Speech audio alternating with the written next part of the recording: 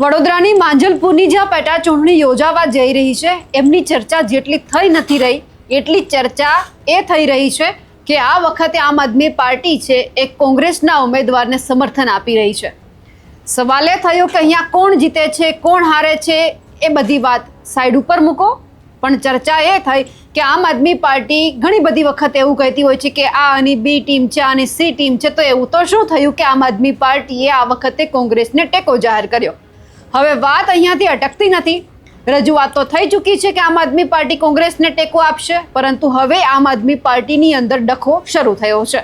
નમસ્કાર, આપ જોઈ રહ્યા છો નિર્ભય ન્યૂઝ અને હું છું આપની સાથે રિદ્ધિ.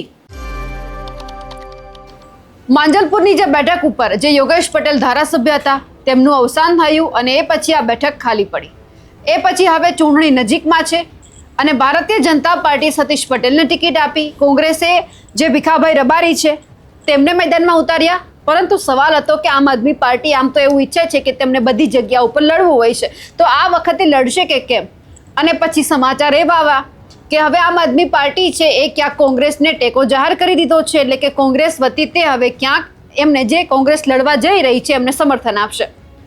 પણ જ્યારે આ વાત સામે આવી કે જે વાત જે વ્યક્તિએ ડિક્લેર કરી, એટલે કે વિધાનસભા સંગઠન મંત્રી જે માંજલપુરના છે હિતેશ પરમાર, તેમણે એક વિડીયો બનાવ્યો અને વિડીયો મારફતે એવું કહ્યું કે આમ આદમી પાર્ટી છે કોંગ્રેસને સમર્થન આપે છે.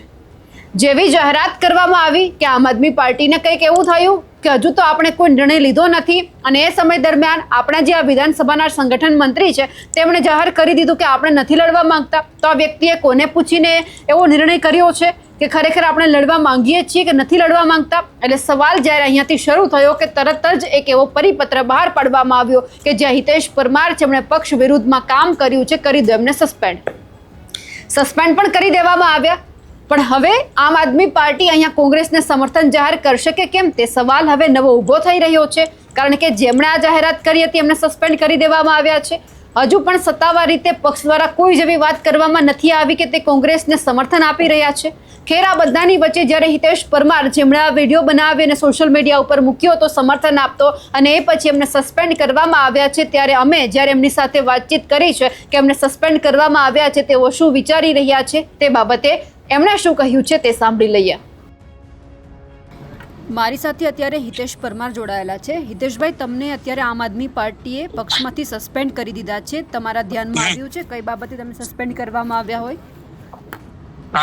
સસ્પેન્ડ નો લેટર તો આવ્યો છે મારા પાસે, અને એ બે પાર્ટી આપણી માંજલપુર વિધાનસભા પેટા ચૂંટણી હતી અને હું વિધાનસભાનો સંગઠન મંત્રી હતો, અને અમારી પાર્ટીએ લડવાની તૈયારી દર્શાવી નહીં, એટલે મેં એઝ અ માંજલપુર પરિવારનો છોકરો હોવાથી મેં બે જ કેન્ડિડેટ ત્યાં ઉભા રહ્યા છે, ભાજપનો અને કોંગ્રેસનો.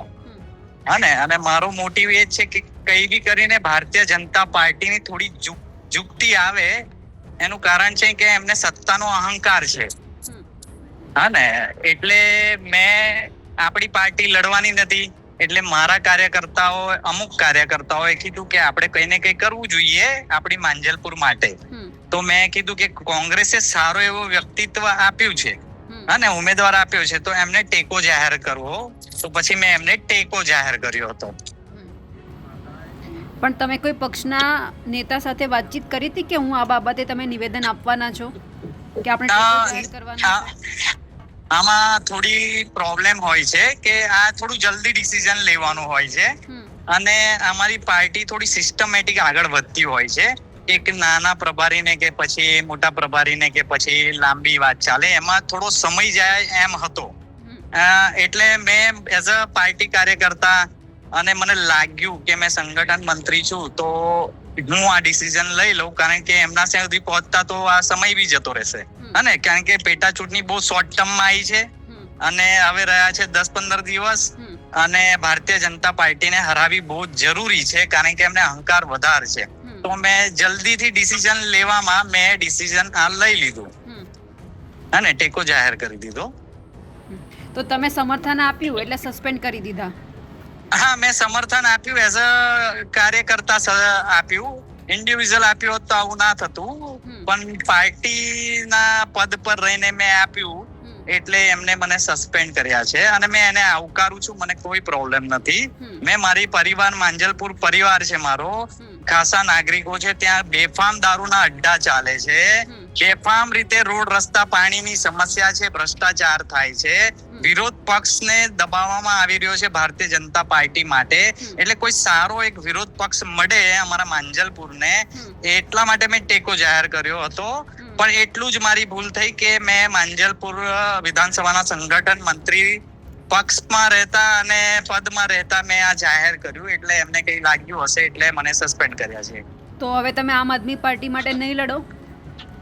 આમ આદમી પાર્ટી ભારતીય જનતા પાર્ટીની સામે જે પણ અવાજ ઉઠાવશે, અને સામાન્ય નાગરિક હોય કે પછી કોઈ પણ વિરોધી પાર્ટીનો હોય, ભારતીય જનતા પાર્ટીને સામે જે બી અવાજ ઉઠાવશે એના સાથે અમે સમર્થન રાખીશું અને આગળ વિચાર વિમર્શ કરીશું કે ભારતીય જનતા પાર્ટીનો અહંકાર કેવી રીતે દૂર થાય, જેથી કરીને સામાન્ય પરિવારની જીવન સુધરે, જીવન એની લાઈફસ્ટાઈલ થોડી સુધરે. આજે મારા માંજલપુરમાં નોજવાનો છે એટલા દેવામાં છે કે એની હદ નહીં. અને એ બધા ગેમ્બલિંગ ટાઈપ જે આ લોકો સોશિયલ મીડિયામાં આપણે જે સરકારે છૂટ આપી છે ને, સેન્ટ્રલ સરકારે, કે ગેમિંગની અત્યારે થોડોક ટાઈમ લોકો બહુ દેવામાં છે ને, એ લોકોની પીડા મને ના દેખાય અને એ ફક્ત ને ફક્ત ભારતીય જનતા પાર્ટી માટે છે. અને તો કોઈ પણ હરાવશે એને હું સપોર્ટ કરવા તૈયાર છું. પણ હિતેશભાઈ, આમાં તો એવું થયું કે તમે આમ આદમી પાર્ટીનું સારું કરવા ગઈને એમણે જ તમારી સાથે ખોટું કરી નાખ્યું. એમણે તો વિચારવું જોઈએ ને. કઈ વાંધો નહીં, હું પોઝિટિવ છું અને હું પોઝિટિવ રાજનીતિ કરવા માંગુ છું. અને ઇન્ટરનલ તો કઈ બી હોય, ધારો કે એમને ઇન્ડિયા ગઠબંધન બનાવ્યું તો એમને બી સપોર્ટ કર્યું છે. આજે ચૈતરભાઈ છે એ બી અમુક મીડિયા દ્વારા, મીડિયાના માધ્યમથી કહેતા આવ્યા છે કે ગઠબંધન થાય તો આપણે ભારતીય જનતા પાર્ટીને હરાવે. એમનો પર્સનલ વ્યૂ છે ચૈતરભાઈનો. તો એઝ અ મેં બી પોઝિટિવ રાજનીતિ માટે મેં આ કદમ ઉઠાવ્યું હતું કે જેથી કરીને આપણી માંજલપુર વિધાનસભામાં થોડું વિરોધ પક્ષ મળે, કારણ કે કાઉન્સિલરો પણ બધા ભારતીય જનતા પાર્ટીના છે ત્યાં. અને 14 કાઉન્સિલરો છે, એ 14 ભારતીય જનતા પાર્ટીના છે. માંજલપુરમાં ધારાસભ્ય છે યોગેશ કાકાજી, સતત વર્ષોથી લડતા આવ્યા છે, તો પણ ત્યાંની દુર્દશા માંજલપુરમાં બહુ ઘણી છે. ને બિલકુલ હિતેશભાઈ, આપ અમારી સાથે જોડાયા, આપનો ખૂબ ખૂબ આભાર. Thank you madam. હવે હિતેશ પરમાર જે વિધાનસભાના સંગઠન મંત્રી રહી ચૂક્યા છે, કારણ કે હવે એમને 6 વર્ષ માટે પક્ષમાંથી સસ્પેન્ડ કરી દેવામાં આવ્યા છે, એટલે સવાલ થઈ રહ્યો છે કે હવે આ વખતે અહીંયા જે ચૂંટણી યોજાશે માત્ર કોંગ્રેસ કે પછી ભારતીય જનતા પાર્ટી બંનેની જ વચ્ચે હશે, કે પછી આમ આદમી પાર્ટી હજુ પણ વિચારી રહી છે કે અમને અહીંયા કોઈ પણ ચહેરો મૂકવો છે. હવે ચહેરો મૂકે છે, લડાવે છે, એ બીજી વાત છે, પણ હવે જે અહીંયાથી બોલાઈ ગયું છે તે બાબતે આમ આદમી પાર્ટી હવે બીજો નવો શું નિર્ણય કરે છે તેમના ઉપર સૌ કોઈનું ધ્યાન છે. અમારા અહેવાલને લઈને આપનું શું માનવું છે કમેન્ટ કરીને ચોક્કસથી જણાવજો. સાથે જ અમારી નિર્ભય ન્યૂઝ ચેનલને લાઇક, શેર અને સબસ્ક્રાઇબ કરવાનું ભૂલશો નહીં. નમસ્કાર.